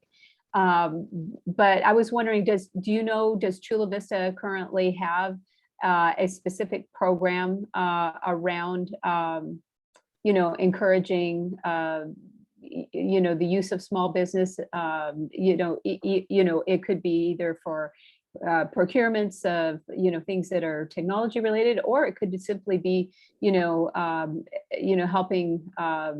the city, find, small truck fleets that can help you, meet your construction needs. Well, from our contract side, we have our DVE program, which we submit to Caltrans. So that handles all those where, small business, minority-owned businesses. So on the contract side, we're there. Where it comes to what the discussion is right now, that's through our community development group. Okay. And they're very creative in how they can try to get programs established. Same with our conservation department staff. And so it's kind of, I think if we know of something that's going to help out, we're very easily convinced to move forward with it. And our city council is very open to those types of ideas and programs. I just can't give right now specific examples, but I'm sure we've got that. I mean, we're always trying to promote our businesses, especially minority ones, because sometimes they're the ones that have the most difficulty even trying to get the information that they need. Right. And so, indeed. But that would be others that I don't do that type of work for the city though. Got it. So it would probably be a good thing for Sandag to collaborate with your community development folks also. Correct. With regard to, your waterfront activities and some of the, commercial industrial things that are going on there. Yeah. Right. Because when it comes to like the small businesses, we do have our economic development specialist staff. His name's Kevin Pointer. And okay. So he's pretty good at sort of like does a lot of different things to try to promote businesses. But I think it's business in general. And so that's where he comes from it. But that's a good resource for you to reach out to But again, from the city's perspective, it's like if anybody needs help, we're there trying to help them out however we can. Okay, that's good. That's good to know. Thank you for that. You're welcome. So I think we'll let the equity policies continue to percolate or marinate, and then let's go ahead and move on to the next section. And you're welcome to add anything else that you might think about, even while we're talking about these next two sections. So, so the next two sections, the first one is safety and operational policies. And these include a variety of things, including zero emission vehicle supported policies, multimodal complete streets and vision zero type policies, truck parking, staging, curb access, and land use. So that's a mouthful, and a lot packed into that one little bullet right there. So we probably should think about, you know, what this means in terms of SANDAG's role and also local agency roles. So the first thing that came up, at least from you know, the consultant standpoint, and also Carrie was quick to, you know, say that data collection, you know, is a need, and data collection, like for instance, for, you know, either truck parking, you know, getting the big picture and determining where the hot spots are, and perhaps in collaboration with Caltrans as they are you know, moving through their California State Truck Parking study right now. And then warehousing, you know, understanding where warehousing is, you know, currently located and where it's likely to continue to develop, and understanding, you know, how our land use policy in the region is impacting, you know, warehouse development, and the ability of, you know, all of the various manufacturers to and transportation companies to meet the local needs, you know, for parcel delivery. I mean, it's not just, you know, for big warehousing, transloading opportunities, but it also needs to address all of those e-commerce things that we talked about previously.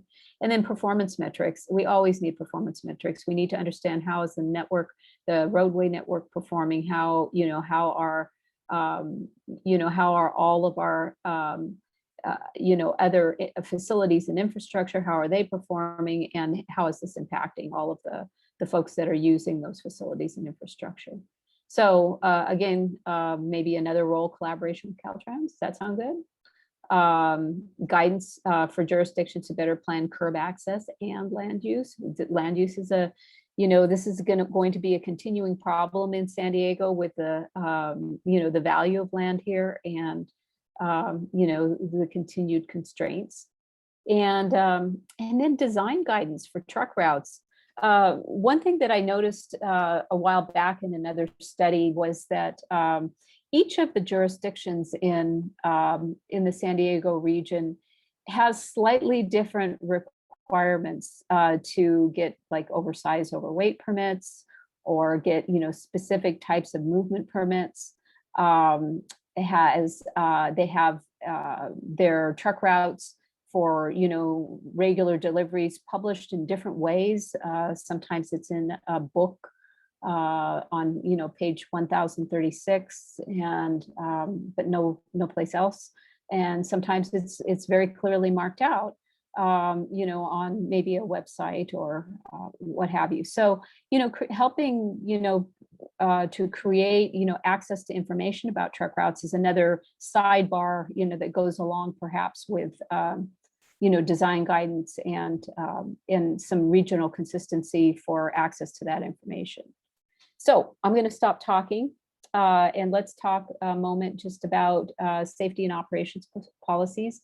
Maybe some of those items are things that either SANDAG or folks, because I saw Phil on the call and I saw Beth on the call. So, you know, if you have any ideas on things that SANDAG can do to help the region, you know, with those types of policies, that would be awesome.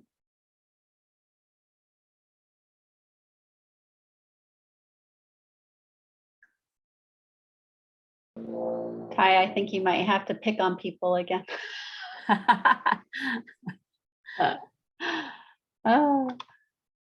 Okay, so So I'm just, if Phil, are you still on the call? Hey, Ty. Hi there. How are Okay, you? I'm gonna pick on you this time.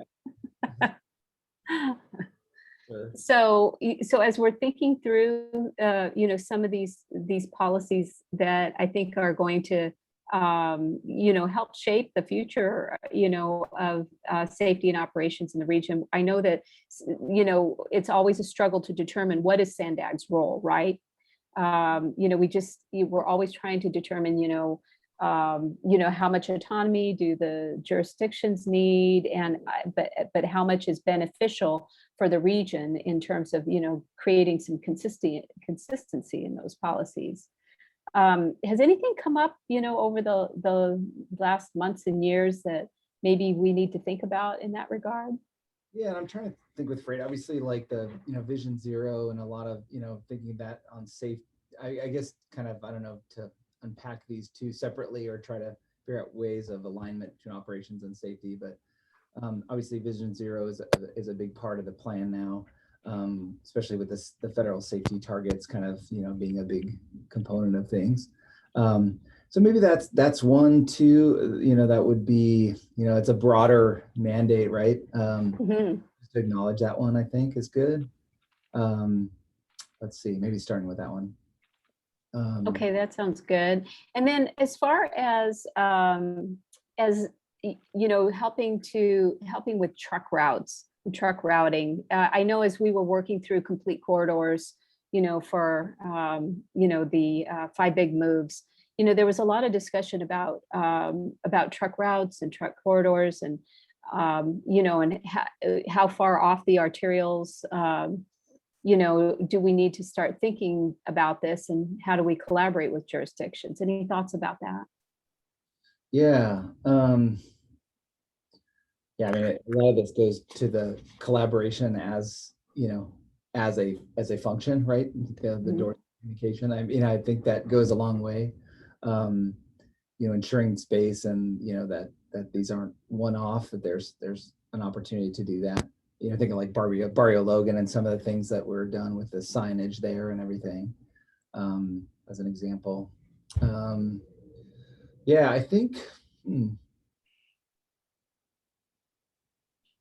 Yeah. So I'm thinking that maybe Barrio Logan might depending on the outcome of the community discussions there, that could be kind of a model. For collaboration with communities around truck routing and what have you. What do you think? Yeah, that's really interesting. Like actually, not a tack on thing, but like addressing that as an issue, right? Individually as an issue. So yeah. Because I think that's a really good thought, because communities a lot of times think you can just make the trucks go away without understanding where they're trying to go to and where they're coming from and why they're on that particular route. So education is a big piece of that collaboration aspect. Indeed.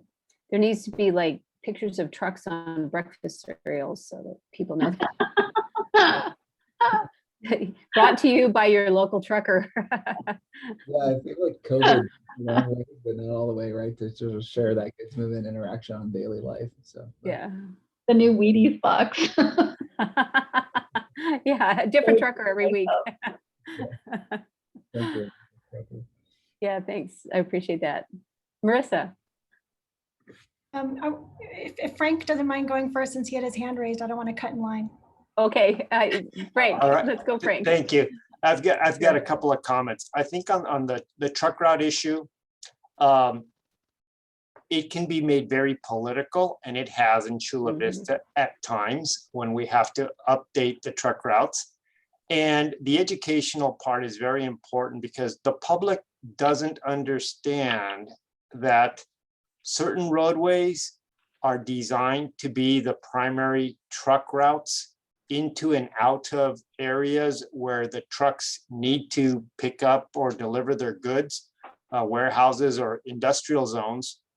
But then there comes a point when they have to make deliveries, and it's off of a truck route, because a truck route isn't, if it's not on the truck route map, an 18-wheeler can never go there. A moving van, a concrete truck that's going to put in someone's swimming pool, the Amazon trucks, a lot of these, it's even the 6-tire trucks. They are allowed in areas or streets that are not designated truck routes if that's the most direct route to their place, to their destination. So when the public calls us and complains they just saw an 18-wheeler go down their street, we're like, well, it has official business there. And when we talk to the police officers that are called to enforce the truck route ordinances, they say, well, I'll go talk to the truck driver. And if he has a legitimate delivery in that neighborhood, there's nothing we can do. So it really is one of those things where a truck route sign or no trucks on this street, the only legal way you can prohibit a truck from going on a particular portion of a public street is to say this roadway, and typically it's a bridge, cannot handle the weight of a truck over a certain gross vehicle weight rating. Therefore, you will not cross this point or use this bridge. Other than that, all streets are open for all vehicles if they have a legitimate use. So that's really what it comes down to, and the vehicle code is pretty clear on it. Our truck route ordinance talks about it, and we do hear it from people who their subdivision is next to an industrial zone, that the truck happened to go by their backyard. We're like, well, they're going to the freeway. That's all I can tell you. So it is one of those things that every time, and it happens, we get a new council member and now they start getting truck route complaints. They don't know the history of it. We have to explain it, send them a copy of the ordinance and the vehicle code and explain it to them that there's really nothing wrong going on if the truck has legitimate business. So it's the shortcutting that may happen on occasion. But we usually get the name of the company, talk to them, and then they tell their truck drivers, don't go down this street, take the longer way around on the major streets to get to and from the freeway access. And that's usually the end of it. But you can kind of get that sort of sidetracked from it. But we also hear from construction activity, but you'll see the trucks that even say clean idle, that the California commercial trucks clean idle emissions. So the standards are getting better and better.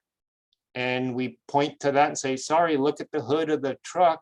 It says clean idle. So sorry, can't help you. It's there legitimately, can't help you. That's pretty much what it comes down to. So it is an educational component to it. So would it help if Sandag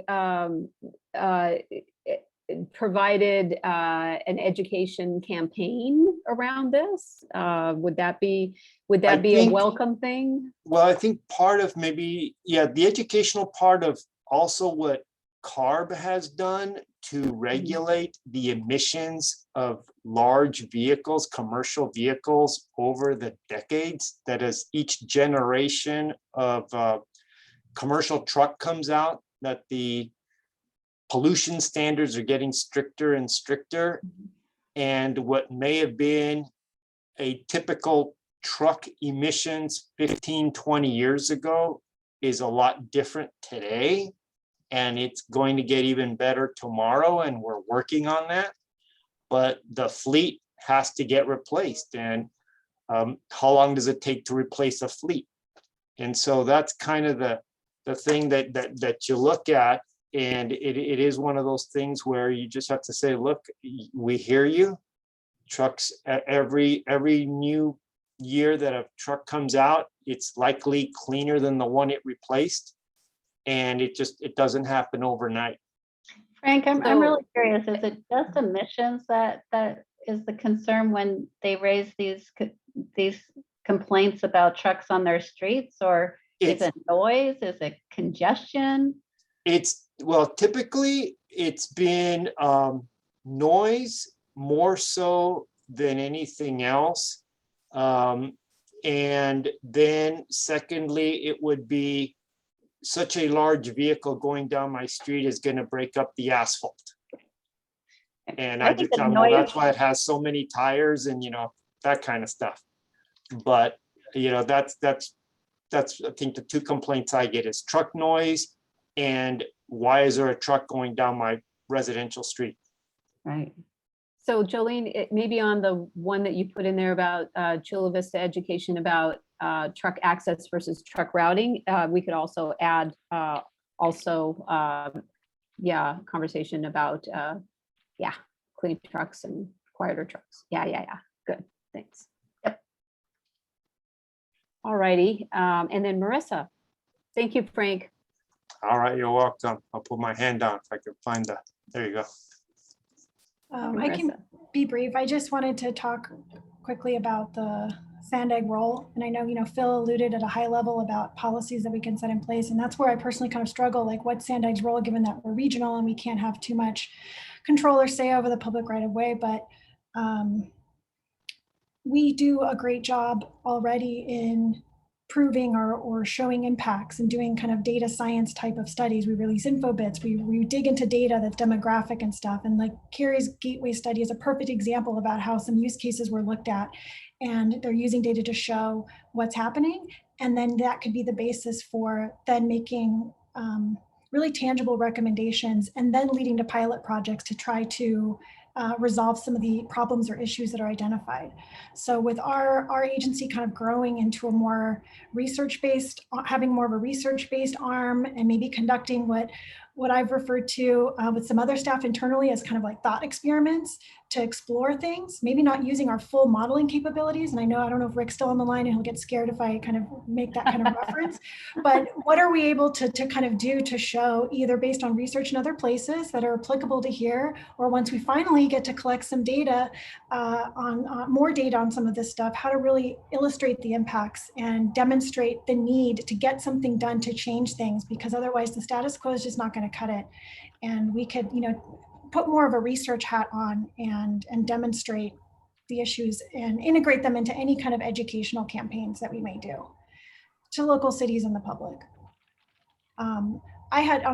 Secondly, I had put that first tile in the pink category here for operations, just because as far as kind of local cities are concerned, and I don't want to pick on the city of San Diego specifically, but things are moving very quickly in the space of e-commerce delivery. And now, more bike lanes finally coming in and streeteries on street.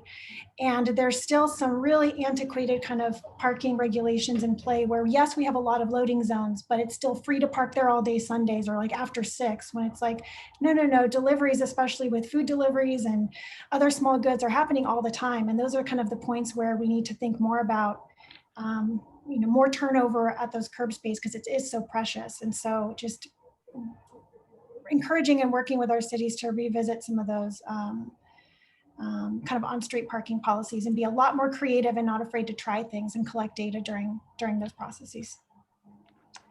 Yeah, so perhaps maybe some education on, the types of meters that allow dynamic assignment or, dynamic parking assignment. So it can be tailored a little bit more to, like you said, a food delivery, that needs a different time, commercial zone time than maybe another bank or some other, 9-to-5 type business. Is that kind of what I'm hearing? Yeah, in addition to finally kind of exploring and piloting kind of more flexible curb space. We talk a lot about it. We've introduced it in the plan as a kind of curb parking management policy talking point, but really trying to get our feet wet with piloting and seeing how that works here.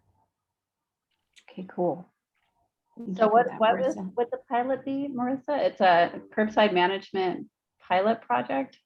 We should do one or more curbside management pilot projects, either in some of these gateway study locations as a starting point or some new places where we already know there's a heavy demand for the curb throughout all times of different day by different types of people. Parking, loading and unloading of passengers, loading and unloading of goods, whether it's food or kind of medium freight type of stuff. We have hotels here. I mean, there's a lot of things happening in some of these communities.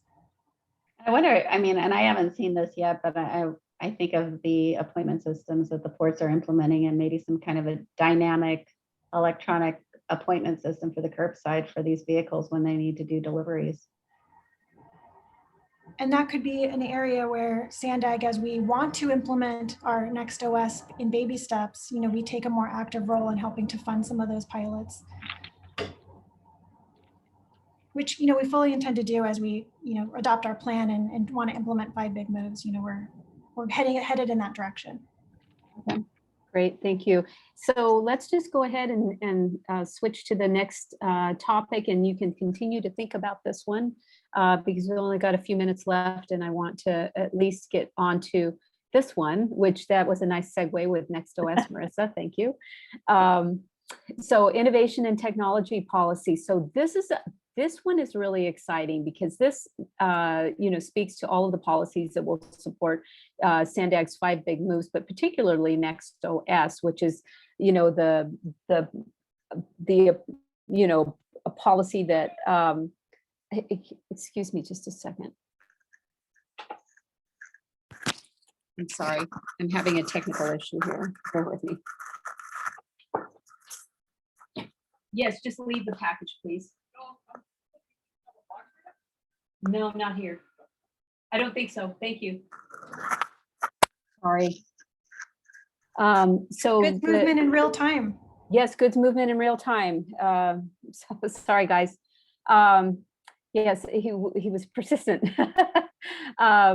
So anyway, bottom line is there's a lot of projects already underway. The regional border management, well, kind of underway, in various stages. But the regional border management system, is an opportunity for some interagency collaboration, coordination, cooperation. Various managed lanes and congestion pricing, policies. Will definitely be needed to support everything from the Otay Mesa East, to the way that perhaps certain size commercial vehicles might use managed lanes or access curbs. And when we speak about innovation, we aren't not always talking about technology. Technology is usually associated with it, but innovation can happen in a lot of other places as well. Maybe a new type of role for planning agencies, in developing guidance around how to plan for those truck routes, innovation around design. So those are things that we can think about as well as technology. So Sandag and local agency roles, policies to encourage, support innovators, private sector think tanks, as what Marissa just said about Sandag becoming kind of a think tank leader, perhaps. So that sounds great. Use of innovation. And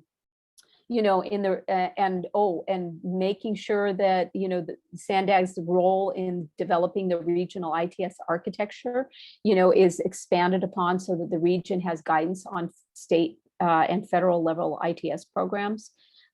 Standards, this is another potential role for Sandag, and I'd love to hear more from everybody on standards, because that can be very again, political type of an endeavor. And then data collection and management. So just to run the ring very quickly around the little graphic here, things that would be examples are the appointment systems that we talked about. Border, seaport, airport, rail information management systems, truck information management systems. Those are really essential. Understanding regulations and, including where truck routes are, compliance support, helping trucking companies, to comply with regulations by providing them appropriate information is essential in, helping those regulations to have teeth at some point. Roadway network information management, parking, we talked about that. And then interagency and public-private partnership opportunities, including coordination, agreements, MOUs, helping to, establish, things that go along with that. And then data privacy and security is always a major concern. So as SANDAG gets more into this, we need all of those things. So we are at the 3 o'clock hour, and I talked right to the end. But for those who are able to stay on just for a moment, I appreciate your generosity. Any other thoughts about innovation and technology policies? And let's see if who's left on the call here. Oh, I see Scott. Scott, are you still on the call? Well, he appears to be, but.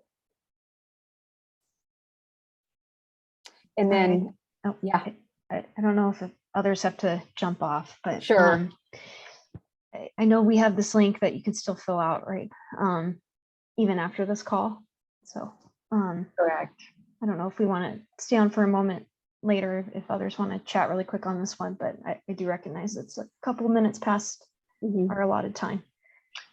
The one thing I can think of with innovation and tech is the autonomous vehicles. So especially we know that long haul is more than likely going to be the first, and some of the routes that we've been seeing pop up as potential are ones between California and Texas.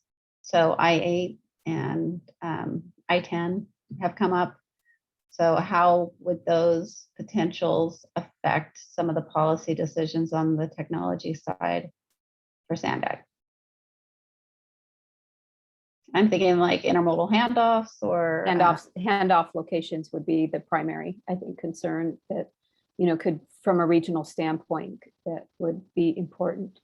But Chula Vista has been on the forefront of the technology and innovation,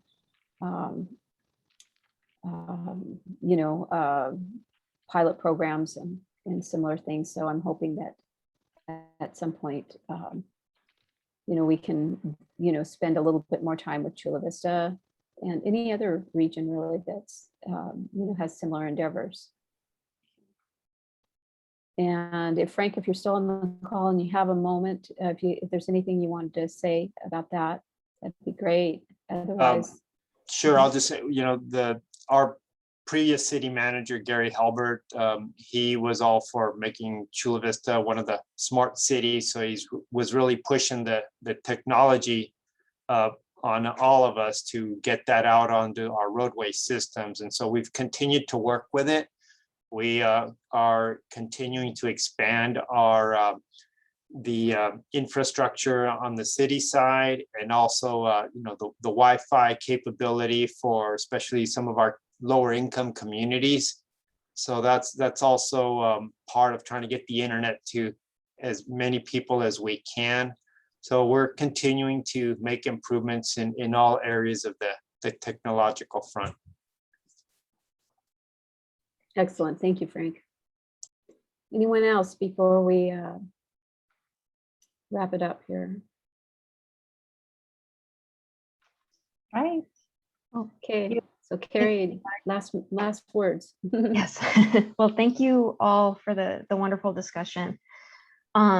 Just wanted to mention too, if you haven't already, I'm sure you have, but the Freight Gateway study is Appendix Y in the regional plan. So you'll see the draft Freight Gateway study on our 2021 regional plan website. So if you want to glance at it, it's there. And with that, I'm going to share my screen very quickly and step through the remaining part of the agenda.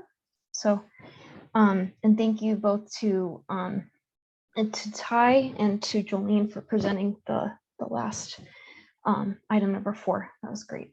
So item number 5, just wanted to double check any agency updates from stakeholders. Not. We'll move to item 6. So just want to let you know that we're tentatively scheduling the next meeting for September 2021. And with that, we're going to adjourn. So thank you all and hope you have a great day. Bye. Thank you. Bye. Bye. Bye. Bye. Thanks, everybody. Thank you.